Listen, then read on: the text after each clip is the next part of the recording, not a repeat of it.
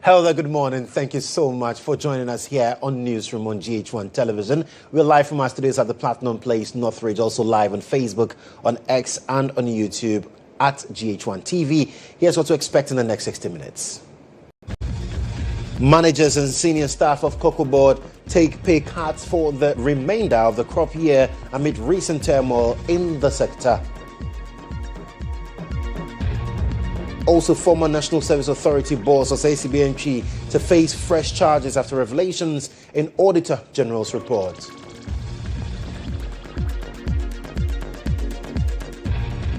Also in the bulletin, we ask the question, what constitutes a promise of marriage?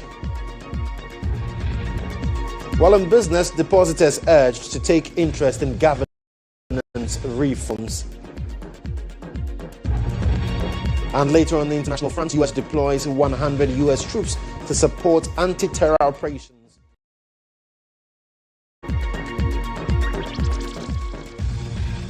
Well, stay with me because I've got the details of these stories and the latest in the world of sports all coming up.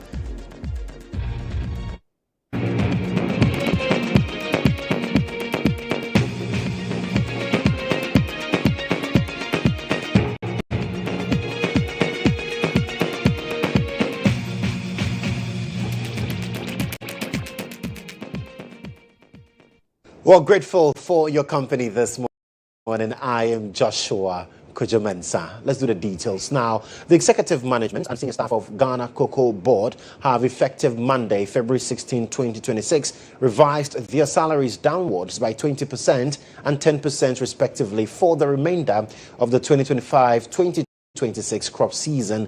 According to Cocoa Board, the move acknowledges the prevailing liquidity challenges that have plagued the industry. The National Cocoa Movement Body noted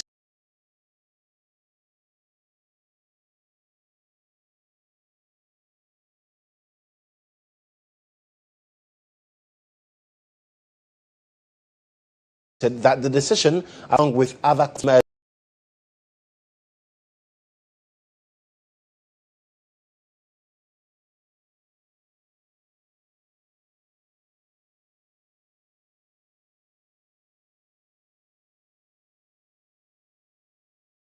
$1,587 cities, down from the 58,000 cities per ton and 3,625 cities per bag, announced on October 2, 2025.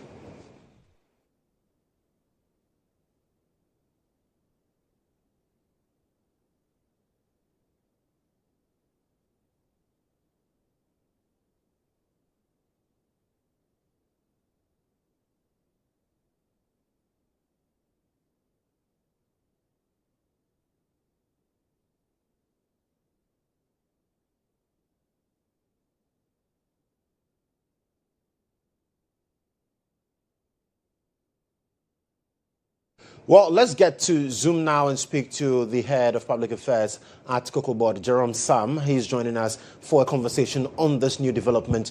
GHOne, thank you so much for joining us on Newsroom. So, yes, we know the crisis have hit. There have been a lot of measures taken, but key amongst them is the pay cuts. Now, how is this expected to basically address the concerns that are facing the industry as we speak?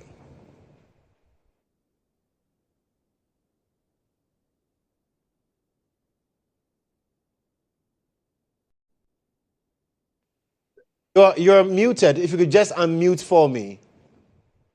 Yes, you are muted. Joshua, can you hear me? Fantastic. I can hear you now. Okay, so I extended my greetings to you and also to your viewers as well.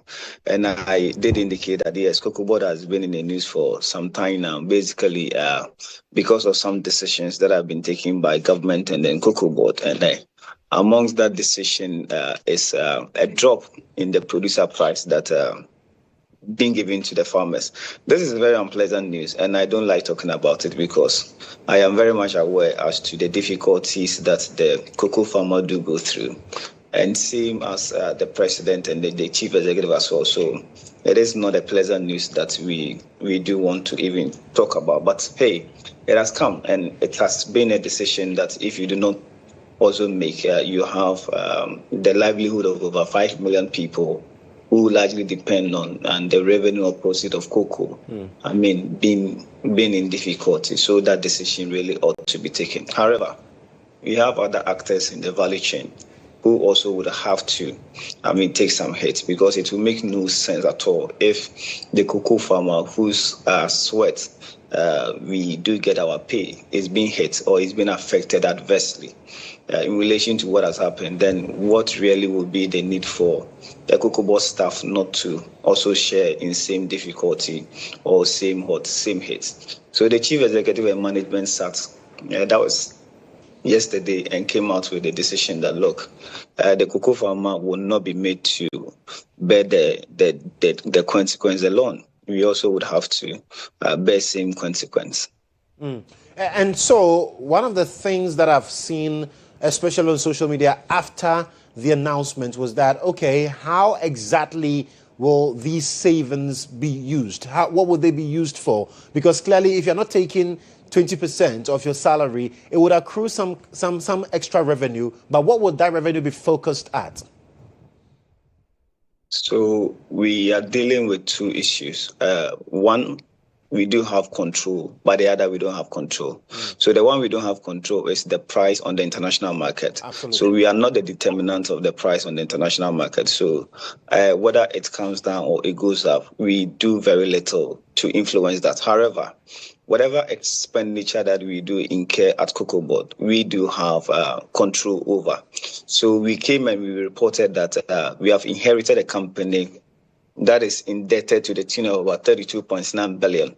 And in that indebtedness is owings that we owe to agrochemical suppliers and other fertilizers and all that. So if we do owe all these people, then whatever savings that we make out of the cuts that we have announced, we will be able to defray some of the debt obligations that we owe to some of these suppliers.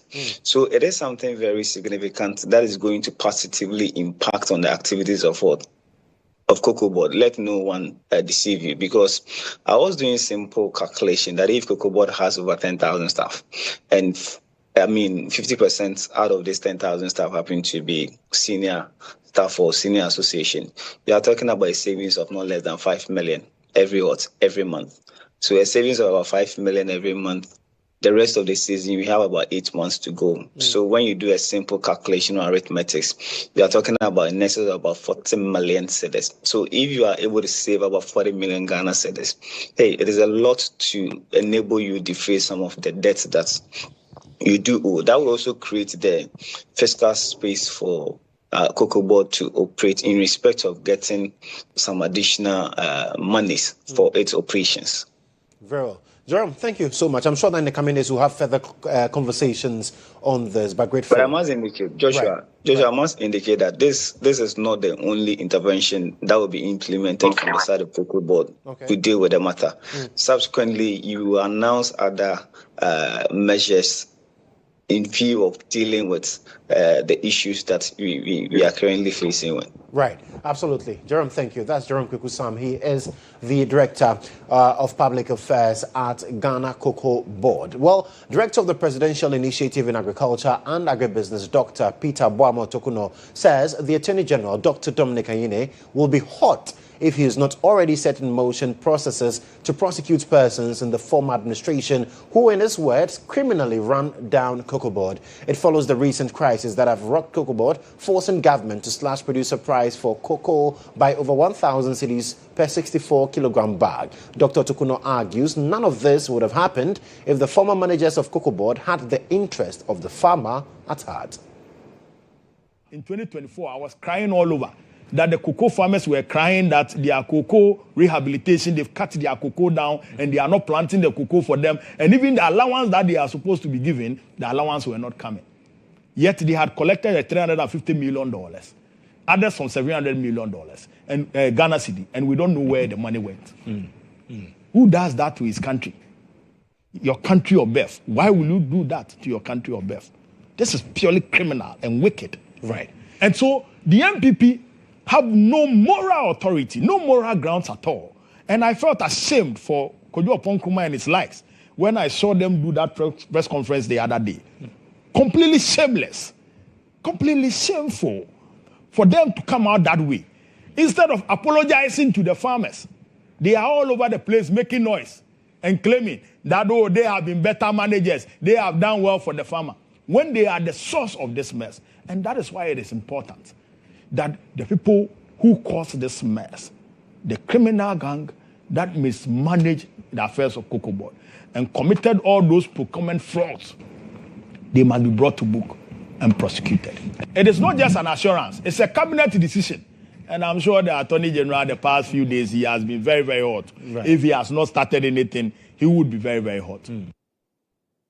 Well, still in the matter of agriculture, Dr. Peter Boamotokuno has also revealed that Ghana is likely to ban rice importation by 2030. Speaking to me on State of Affairs, he said government has put in place mechanisms to scale up rice cultivation in the country to meet the growing demand and even for export. Very soon, we are going to ban the importation of rice. Very soon. Very soon. In the coming years. In the coming years. If you look at I have done an analysis with my team of the production growth of rice.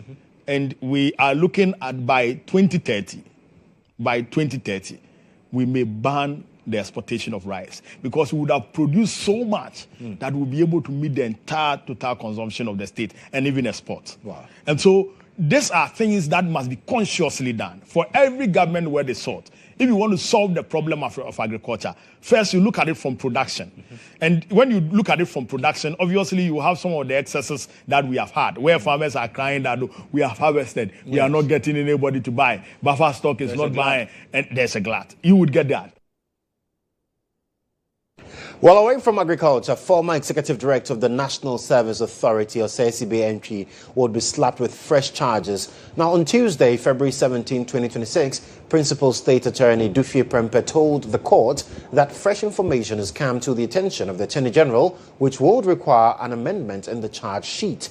According to the Principal State Attorney, the Auditor General's performance audit report on the NSA had just been submitted to the Attorney General, necessitating changes to the original charge sheet. EIB Network's legal affairs correspondent Mutala Inusa is joining me with further updates on this particular development. And so what we do know, per what we are being told currently, is that the man in your picture, Osei Sibe, the former Director General of the National Service Authority, is likely to face fresh charges because new developments have come up. Mutala, what are these new developments?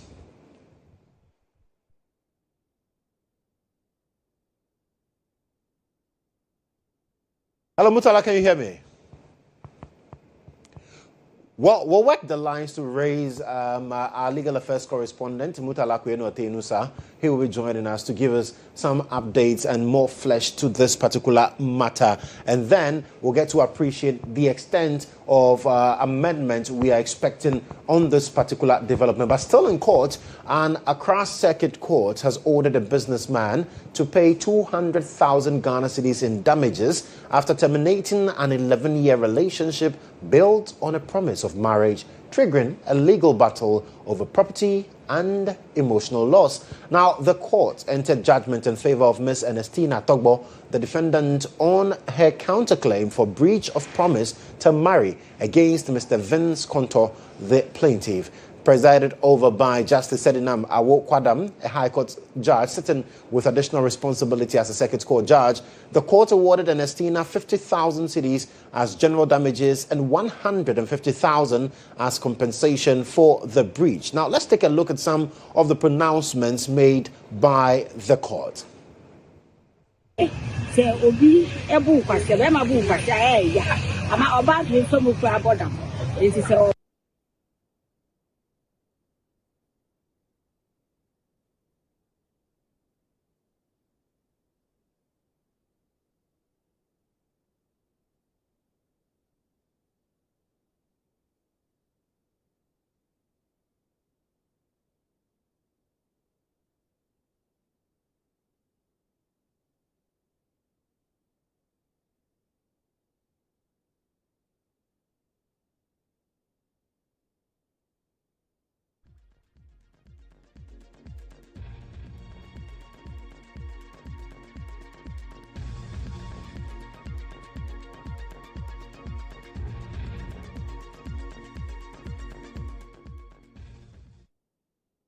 Well, this particular development from the court has given rise to a lot of conversation, both on traditional and social media, and I'm sure in the various homes, quite a number of people are talking about it. So we took to the streets to get and gauge the mood of some persons on what they make of the court's ruling. Listen.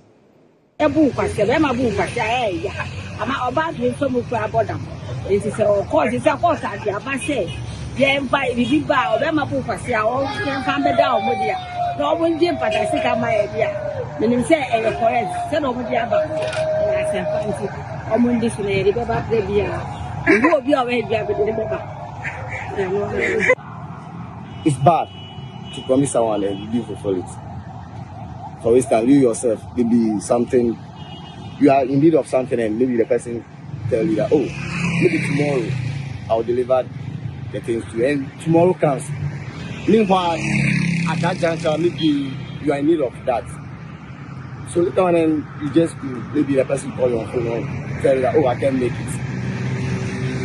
I mean, understand. So it will feel bad within the person and to even trust you. Maybe they won't give you that kind of attention. Because sometimes, you know, a man also to do member Kwasiapa. Bema bet me go back for judgment. Say, oh, me waru tina me go to oba ne be one who we no. Was me waru. But one no go back. Bema bofo no anete. It's a court to the Samra ne ba. E fa na say enkoma e ma nko na enkoma e mema nko a. Enti no dia me give 200%. E mema no say bi omugu ye Kwasia dodo. Oni ni betina sa last week one san ka che o say onpro na we nya oba foforo a okwa ko ware. It's a new day, say, I'm passing coach, but this assembly with you. Maybe I'm forced to pass on this assembly. Oh, it's a good initiative so that people will be honest when dealing with people and not play with the emotions of other people. So some members of the public interacting with Khadija, Edie, sharing their thoughts on the matter. So that's what we found on the streets. But what about social media? That compound house, a lot is happening there. Nana Akwa is joining me with some of your thoughts on social media. Nana, so are the views varied as they were on the streets? Joshua, these streets, they are wild. We've got men obviously speaking up for men, saying that women are disappointing them, and women also speaking up for women, saying that men are disappointing them. When we go to Facebook, Winston thinks the judgment is very good. Most Ghanaian men are fond of doing that. Let's be honest with our intentions. If you just want to hit it, say it bluntly. You can't use promise to eat someone, give them high hopes, waste their time, and then later go and marry someone else. David adds, what about the man who sponsored a lady to complete nursing training and she refused to marry him and married a different man? Francis says, wow, now everything enters the law courts. I believe many people are going to be very vigilant on every single step to avoid unnecessary violations and cheating. It's well, indeed it is. And we have here, politicians have been breaking promise upon promise day in and day out. How much will they compensate Ghanaians? Pearl says, breach of promise to marry. If you like, go and promise someone's daughter marriage. Then we have Francis Asem Kesiaba. The plan we use to chop them small, they turn court case. We also have Albert, nowadays, dear, come with me. Then we have Abdul Aziz, absurdity. These are not matters for court. Family disputes must be solved by the families. Democracy is really against men. Amma says, see how men are crying in the comments section. Then we have Etonam, it's crazy how the law keeps favouring women. Then we have Teddy, Proverbs 21:23 from the NIV version. Those who guard their mouths and their tongues keep themselves from trouble, indeed. We have Yao, positive president. Men should start keeping receipts of sponsoring the development of women who initially agreed to marriage after development, but renege on the same promises after. This is a gateway for total refund and compensation. We have Titus. If this law is applied to us all, then women are going to pay more compensation power. Let me make inquiry so that my first ex can compensate me well. I think many of us will also say same. Albert says, Akabe fuel, brotherhood, gather for an emergency meeting. We also have Ohima Good. So some men will stop approaching ladies with I will marry you because 90% of men move with this ideal just to have ladies in the fastest way because most ladies are desperate for marriage. I hear this statement every day in my life. I want to marry you. We also have Coded in Krantia. Brotherhood, we have an emergency, we have a meeting this evening. Agenda, never promise her marriage. We also have Kantanka. What if I propose to her, she accepts? Then later on, she tells me that she's changed her mind. Can the court fine her? When we move over to Instagram, we have Peaks. Let me start mine here. I have evidence, 100, with even traditional knocking, etc. We also have Salis. I can now see the law is working a bit in Ghana. What a great news. May this serve as a scapegoat to deter others from deceiving women and getting away with it. Well, at the end of the day, you must make sure that your yes is yes and your no is no. I think that way you'll be able to stay on the right side of the law. My name is Nanama Aqua. For more... Oh, we've been doing the news for some time now, so that's what happens. Continue to send us your messages on Instagram, Facebook, and on X. Joshua, back over to you. One thing people should know is that it's not just merely on the grounds of promising to marry or accepting to marry. The courts will look at the merit of the case, the contributions thereof. And so those who are making those arguments on social media properly get time to read the judgments from the courts. Now, away from that issue, a member of the Convention People's Party, Kwame Jantua, is Lord and Lands Minister Emmanuel Amakofi-Boa, his revelation that uncompleted land processes at the Lands Commission will be cancelled. He, however, recommended that lands not needed by government should be returned to the owners. He spoke on GH today. Land guards is a situation that we need to look at. And the self-entitlement, and that's one thing I find about Ghanaians. We feel that whatever is government's, we are entitled to. And we have the right to take it because it's government's. And it is wrong. Because some of those lands have been secured for particular reasons. So I wish him well. And I hope he can continue for the rest of the NDC tenure. And whatever party comes back into power would also continue. Because it has to stop. It really has to stop. Those lands that government doesn't need, they should give it back. We don't need this land, give it back to the owners. Now, government spokesperson Julius Kwame Anthony is asking for brakes to be pulled on the sale of government lands, examining how fair the state has been to people who sacrificed lands to the state. He also spoke on GH today. I think that the Honorable Amakofi-Boa is on the right path. What I would say is to add to Uncle Jantua's point, that we shouldn't have a situation where these measures are announced and then they are left hanging subsequently. We should see it through and ensure that we serve justice to the families who for generations have sacrificed what would have been essentially wealth in their possession for our collective well-being. The capital we have today, we are able to put on public infrastructure by reason only of the fact that certain families several years ago decided that we are leaving these places for the state to operate. And so if those lands are now in the possession of the state, and some people, unrelated to those lands in any way, by reason only of their association with politics, can be able to hijack those lands, how fair have we been to several generations of those families who would not be able to access those lands? How fair have we been to them? So I think that it is time we pulled, the brake on this. It must end. On the issue of public land, we must collectively agree that what has been happening over the years has been injustice, and that injustice must end. Communications officer for the New Patriotic Party, Dr. Ezekiel Obingejekum, says if the lands minister is rationalizing land for optimal value, Galamsey should be checked. If we are talking about the Lands and Natural Resource Ministry, what is also of a particular importance to the Ghanaian today, that falls directly under the domain of the Lands and Natural Resource Ministry, is the issue of Galamsey. So if the minister is taking the lead to rationalize our lands and make sure that the country gets value for money, there's one thing that would be inimical to whatever progress is making, and that's Galamsey. We all know the situation is worse. Accusations and counter-accusations by people within the same government of their involvement in Galamsey. And according to the Water Resource Commission, the state today of Galamsey is worse. And I speak so fondly of the issue as a medical person. When, because of Galamsey, you go to the water treatment plant in the central region and it's shut down.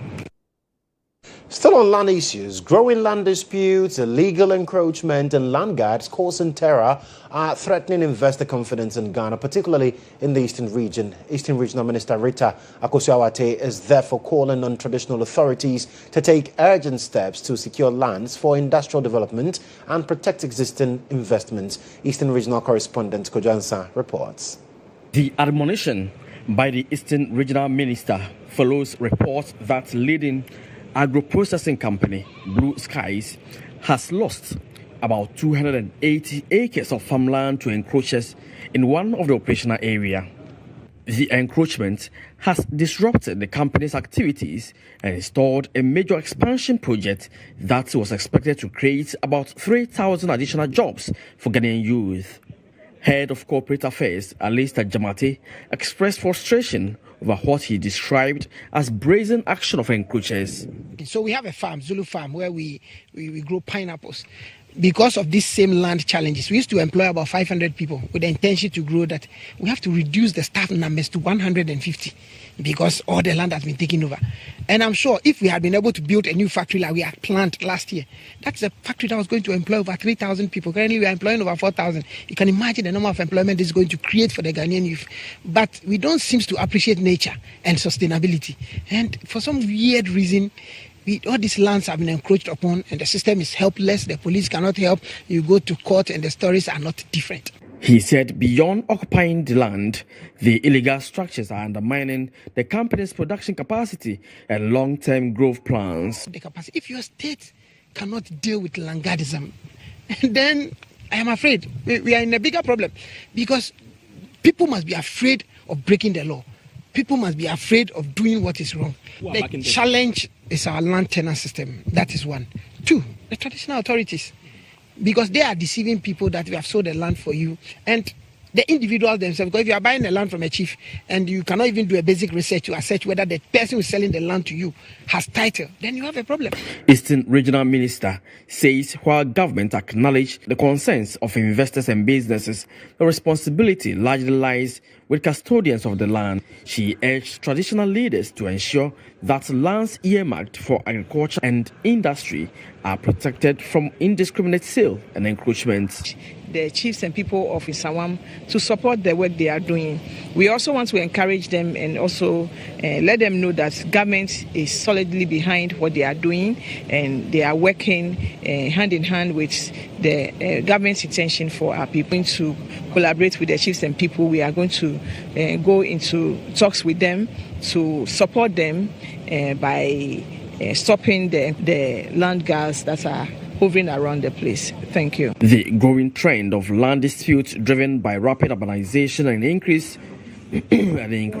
and increasing demand for real estate also raising concern about food security and agricultural sustainability. Stakeholders warn that unless action is taken, investor confidence in Ghana's industrial sector could suffer significant setback. For GHOne TV and Star FM, Kodjo in Well, you're still watching news from here on GH1 television with me, Joshua Mensah. Let's bring you business. The Business Brief is brought to you by CompuGhana, passion for technology. Opinions are divided on the reduction of vehicle prices following the stability of the Ghana cedi against the US dollar and the removal of the COVID-19 levy. Now, recently, the Automobile Dealers Union of Ghana, ADUG, announced an average 15% reduction in vehicle prices nationwide, attributing the move to the relative stability of the Ghana cedi against the US dollar and the removal of the levy. According to the union, the price adjustment is broad and inclusive, ensuring that all categories of buyers benefit from the improved economic conditions. The reduction applies to brand new vehicles, hybrid and electric vehicles, as well as home-used vehicles. Eric Kweku Boaten is national president of the Automobile Dealers Union of Ghana, and he's joined us for a conversation on this development. Eric, thank you so much for joining us this afternoon. Thank you, brother. How Fantastic. Are you doing? I'm doing well. I hope you're doing well too. By God's grace, I'm kicking. Eric, talk to me about your association. What's your membership like? Thank you once again, and let me use this opportunity to greet your cherished viewers and actually your crew. Yes, our members is very huge to the sense that is a union. It is about 85 associations came to one umbrella and formed the Automobile Dealers Union of Ghana. So about 85 associations across the nation? Across the nation. Then let me clarify. Greater Accra is chapter 1. Kumasi is chapter 2. Chapter 3 is Central and Western. And then chapter 4 is DA. Chapter 5 is Tema, Nungwa, Teshi, that's Enclave. Okay. That is chapter 5. Right. Chapter 6 is Volta and Akosombo. That is chapter 6. So basically, our database, our members are very huge. And then as Automobile Dealers Union, we normally base on the national executives. Okay. Now, Eric, Eric, let me find out from you. You say that this particular reduction was necessitated by the performance of the cedi against the dollar, removal of COVID-19 levy. When was it implemented? Yes, just last week, Sunday, we decided to, come out with some percentage in regards to the COVID levy and the dollar stabilized. So last year, we intend that how the dollar is declining. Ghanaians are complaining. We are saying that when the dollar is up, definitely the duty is up.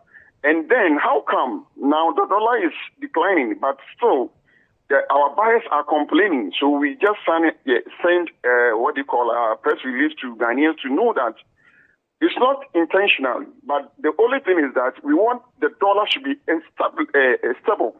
So if it's stable, we can, as a businessman, you can sit and know how you can adapt yourself.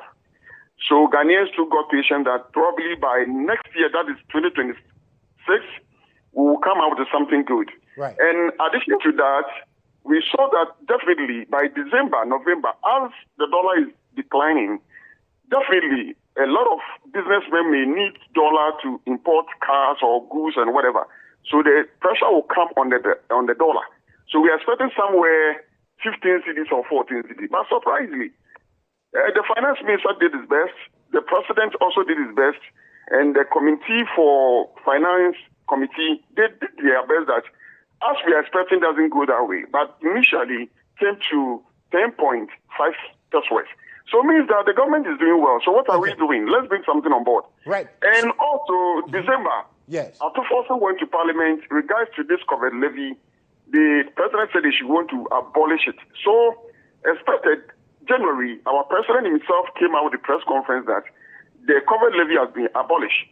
So that is why we set and say that so far as the dollar is stabilized and also our duty imports, the price is something we can afford to give us room to operate our business. Let's give Ghanaians 10%.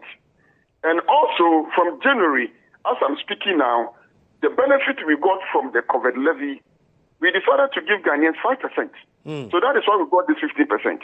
Okay. And does this apply to vehicles already in the garages or vehicles that you are yet to import? Because usually the conversation has always been that the vehicles were imported or the goods were imported before these interventions from the government kicked in. Hence, you would have to offload what you have before you are able to match up. Or this affects all vehicles currently in your garages? Yes, it's a good point to raise. But the fact of it that we study the system or the way that the time our finance minister entered office, you can see that the dollar started declining, but it's not stable. So we came out that the Ghanaians should be patient because we have a stock. So unless those stock buyers patronize it before, maybe we can bring the new ones and then see how we can go about it. But unfortunately, we can see that from January, our old stock about 90% drove out and then remains about 30% in our stock. Means that the 100% new vehicles from the January, we got about 70% new vehicles, which is the price of it and the duty of it, the covered levy abolishment bring us a lot of profit. So it means that we have to come out with it. So now the cars we have in our custody, about 70% are new cars we imported. And the old stock is about 30%. Very well. And this, you asked again, you said from which cars category the prices affected to. The price, from luxury vehicle, let's say this kind of vehicles, our senior brother, despite museum was, showcasing for, from those vehicles upwards, and down vehicles, for instance, like a Vit or Picanto, and then this Toyota Foxy. Last year, October, November, Foxy was around 160,000 Ghana cedis. Right. As I'm speaking with you, as the release went out, Foxy is 15% out of the price they are quoting now. Okay. So if you want to buy a car, you can get Foxy around 150, 145. See the margin you have got out of it. Very well. And then the same thing like Vit. Vit, we have 4 blocks and 3 blocks. So the 4 blocks last year is in between 120. That's the 4 blocks. But now return of 50%. You just got it around maybe 95. See the profit you have got out of it. And the same thing like the 3 blocks. Okay. The 3 blocks are going for 95,000. As I'm speaking now, 50% has been waived. So it means that, so that is the category. But finally, and very briefly, there are others we've spoken to that say they are not aware of this. Is it because they are not part of your association? That's right, because we have a freedom of association. That's right. And Automobile Dealers Union, we are those people imported. We import the vehicles. Okay. Okay? Very well. And also, the garage owners, those people own the garage, established garage, those people are Automobile Union members. And also, some of them have maybe to buy 2 or 3 cars at the port. Maybe you brought a car, you don't have money to clear them. If you consulted them, they will buy those cars from you and then place it at the garage. And then they say, those people we are talking about. Okay. And those people are our members. Very well. Across.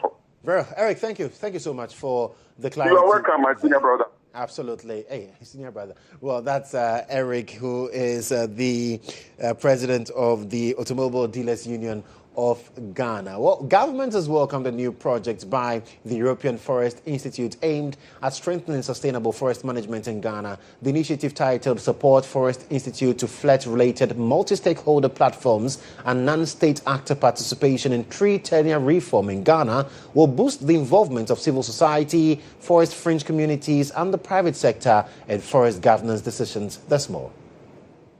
Projects funded by the European Union and implemented in partnership with EcoCare Ghana, Nature and Development Foundation, Tropinbos Ghana, and Rights Advocacy Initiatives Network aims to strengthen stakeholder participation in the implementation of the FLED Voluntary Partnership Agreement. It also seeks to build the capacity of non-state actors to engage effectively in Ghana's ongoing tree tenure reforms.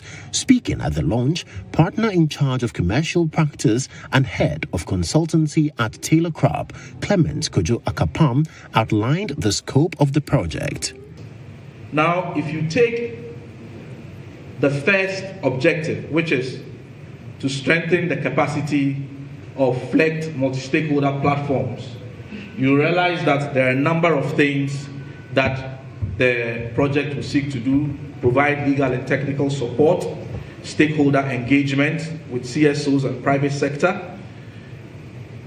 As part of this project, there will be independent forest monitoring, and then a cross-cutting theme will be gender and inclusion.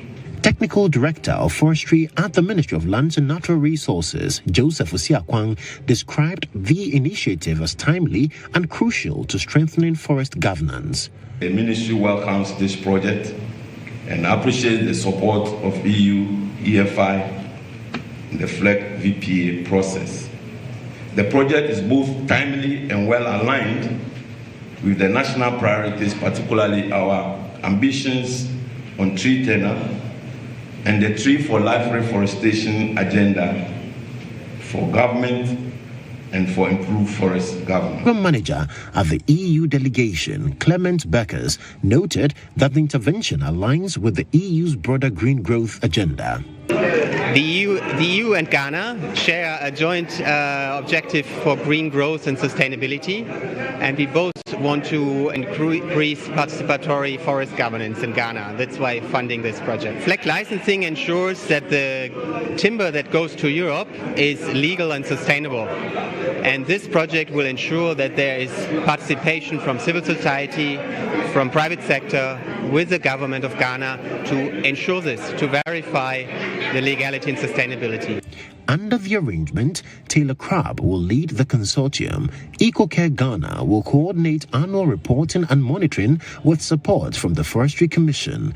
Rights Advocacy Initiatives Network will drive gender and social inclusion components, including mentorship. Nature and Development Foundation will oversee stakeholder engagement and private sector business fora, while Tropembos Ghana will provide technical support and conduct field visits with farmers and forest communities. The project will run from November 2025 to June 2027. The project, funded by the European Union and implemented in partnership. Well, to some other stories, and depositors are being urged to look beyond interest rates and take a closer interest in how their banks are governed. As corporate governance reforms deepen across Ghana's banking sector, industry leaders say customers now have greater access to information that can help them assess the safety and strength of institutions holding their savings.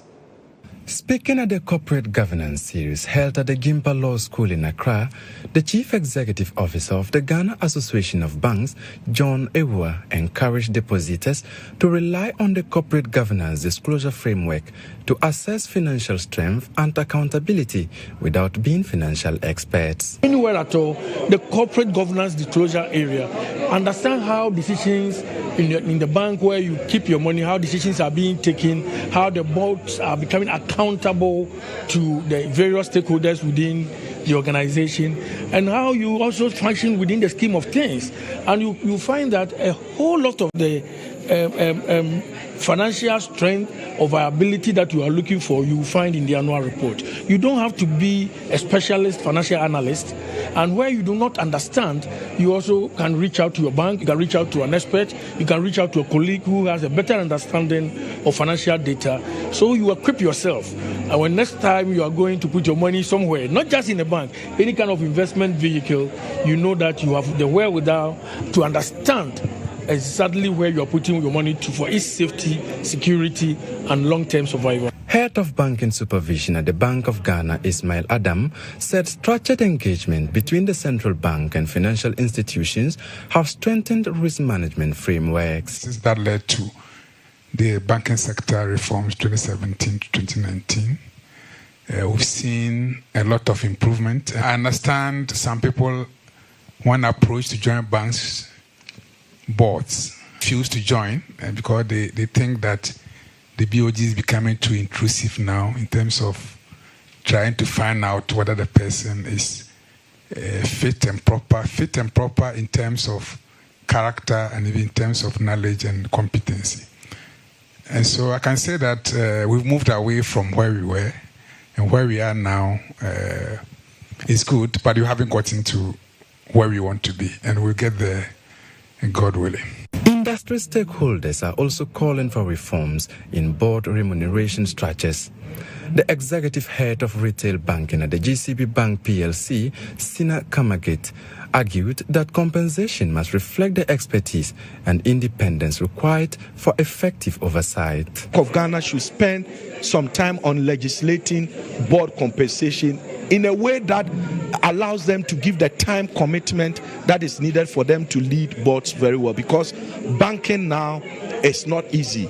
Banking now comes with a lot of liabilities on the board. So compensation must commensurate the weight of responsibilities. With transparency requirements expanding and enforcement tightening, stakeholders say depositors now have both the information and the responsibility to scrutinize how their banks are governed, reinforcing financial stability from the public level upward. Now, reducing youth unemployment through skills development remains a major focus of the government's job creation agenda here in the Greater Accra region. That commitment has been translated into action with the deployment of thousands of training tools under the National Apprenticeship Program. The initiative is designed to equip young people with practical, employable skills, reduce unemployment, and promote self-employment across the country.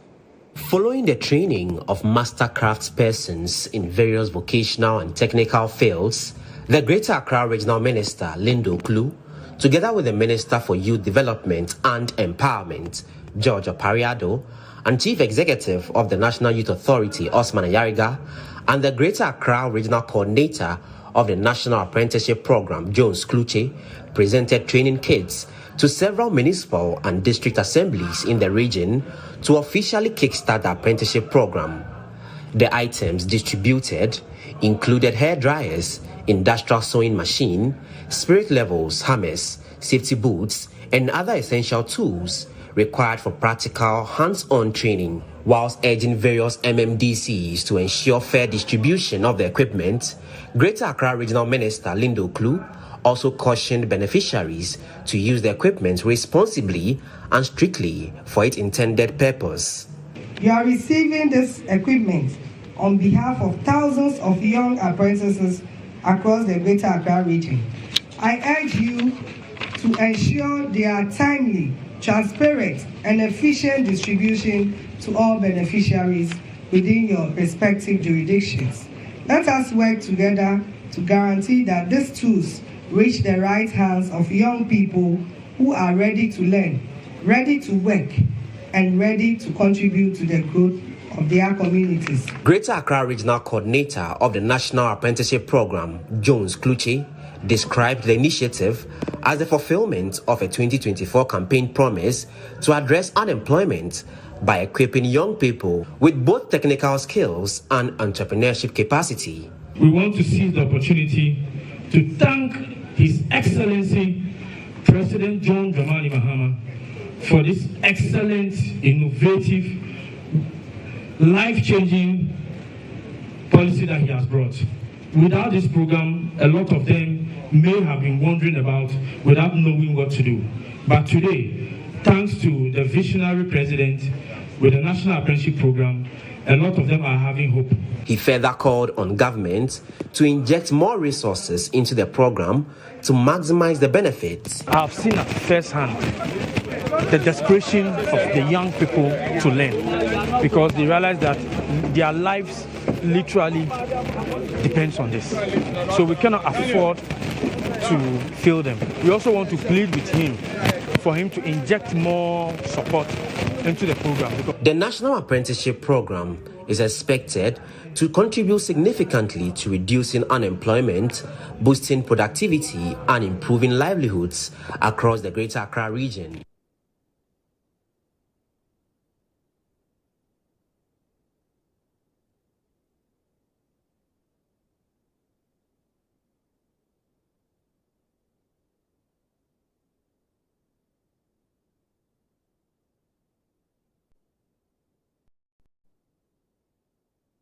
Brief was brought to you by CompuGhana, passion for technology.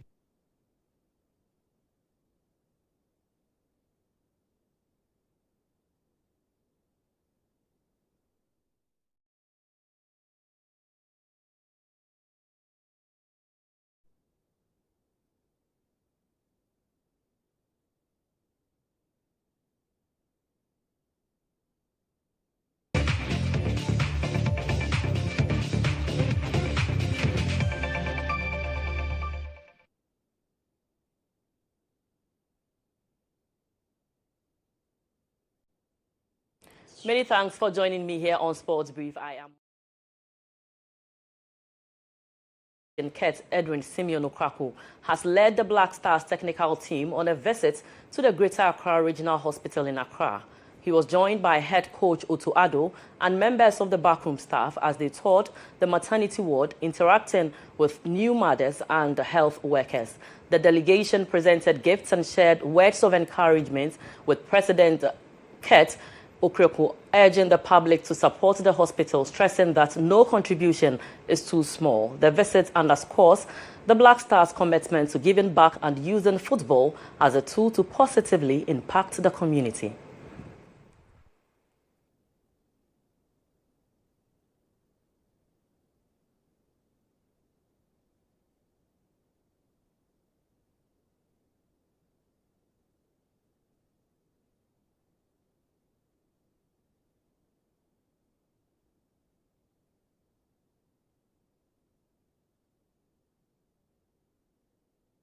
The Sector Minister for Sports and Recreation, Kofi D. Adams, has officially inaugurated the Local Organizing Committee, LOC, for the ICC Men's which will be held from March 24 to March 29, 2026 at the Achimota Cricket Ovals A and B in Accra. At a brief ceremony, the minister charged the newly inaugurated LOC to ensure Ghana delivers a successful and well-organized competition that meets international standards. He emphasized that hosting the qualifier presents a major opportunity to grow cricket in the country and position Ghana strongly on the continental stage. The Six-Nation tournament will see Ghana compete against other African sides in a bid to progress to the next round of qualifiers. Officials believe the combined efforts of governments, the Ghana Cricket Association and LOC will ensure a memorable event while also showcasing Ghana's readiness to host international sporting competitions.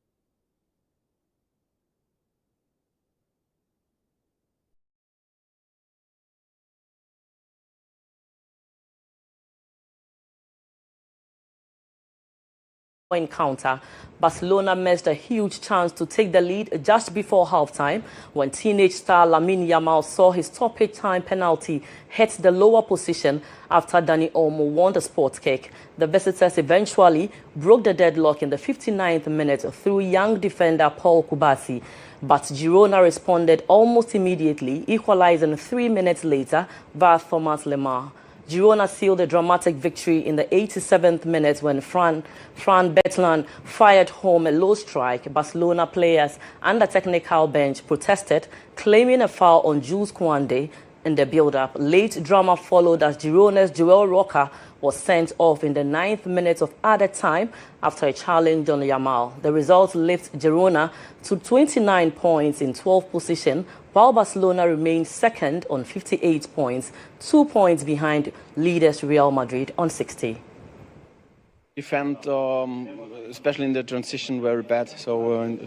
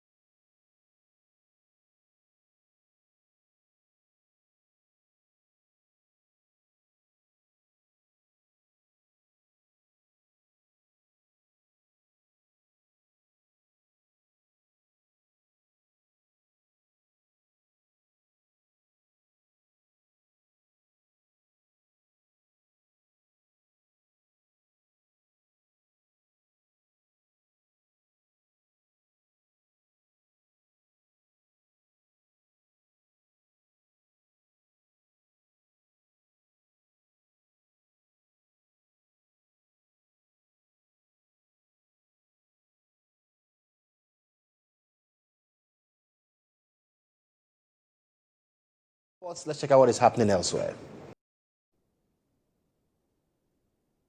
has deployed 100 military personnel to northern Nigeria to train and advise local forces as security threats intensify from armed groups including Boko Haram and ISIL-linked factions. Nigeria's Defense Headquarters spokesman Samaila Uba confirmed the arrival of the U.S. troops in Bauchi in the country's northeast on Monday. He said the personnel will provide technical support and intelligence sharing to help Nigerian forces target and defeat terrorist organizations. Associated equipment has also been delivered to support the mission.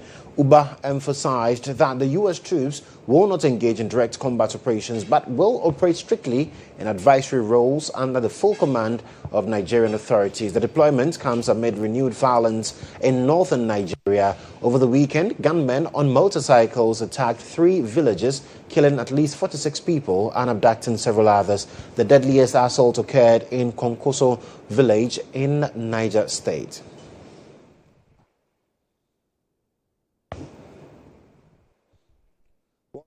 For the package this afternoon, grateful for your company. I am Joshua. Kodjo Mensah. Good afternoon.